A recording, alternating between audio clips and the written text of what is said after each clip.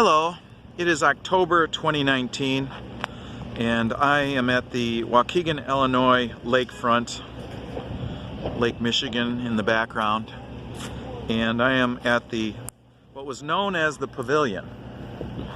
And the Pavilion today is a concrete slab. Seems like it's decorated, and this particular location was very popular for entertainment in the 1960s. And here is some graphics that's currently on this. I don't believe there was any graphics on it in the 1960s. And in the 1960s, as it was known as the Pavilion, pavilions typically have a covering over the top. And what you're seeing is the remnants of the location where the sides and top were attached no longer.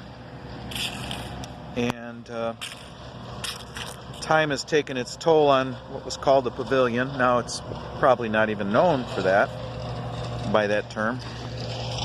And quite a few stories and memories exist about the Pavilion, as we'll call it still today, out of respect. And we were going to have a slight discussion on this today, just a couple notes and historical information on it. And well, look, it looks like John is here, and he agreed for an interview today. Just a couple minutes on the Pavilion.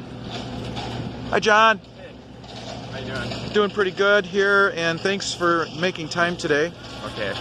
For this visit. And we were just talking about the Pavilion, or what used to be called the Pavilion. Now there's no covering, but we'll call it the Pavilion. You have a few memories on this. What do you recall? Well, what I can remember about the Pavilion is I was in high school, and probably, I don't even know if I was in the blues band yet. Maybe I was just getting started.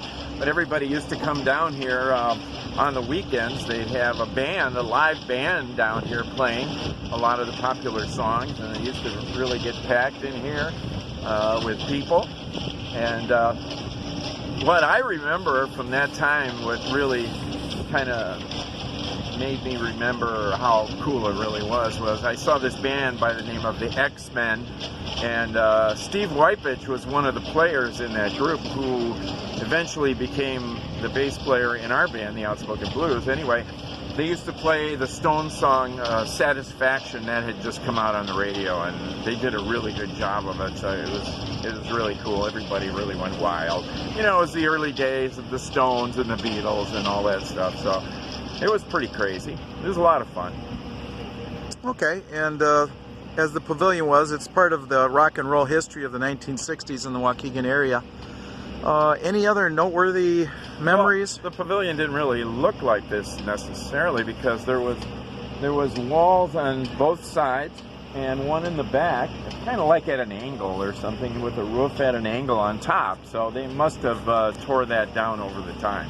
But it was really cool looking at the time. Okay, well, thank you. Wait a second. One thing I do remember is, as everybody knows, this is a beachfront. So during the summertime, when kids are out of school, we used to come down here a lot, the beachfront, and there was a concession stand right down the way, not too far down there, a little walking distance. And down there was a jukebox, and people would like to play their music on the jukebox in those days. And that record that we recorded in Chicago, Not Right Now, that Orland Records, we actually put that on the jukebox. And when we used to play in the band, there was this big guy, and he used to carry our equipment for us. And he used to hang out over there at the concession stand, which was really kind of funny. And anytime anyone would come and play a song, he'd say, "Make sure you play L57," or whatever the number was. And that was our record.